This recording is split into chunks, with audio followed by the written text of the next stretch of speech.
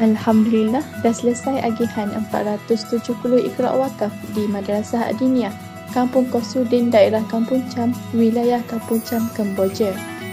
Terima kasih kepada semua pewakaf.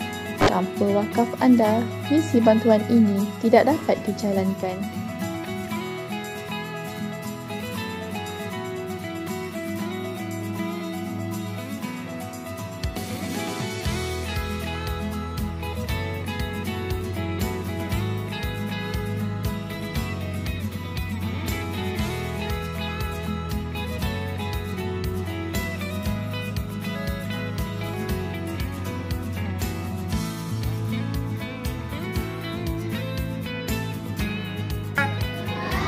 Ket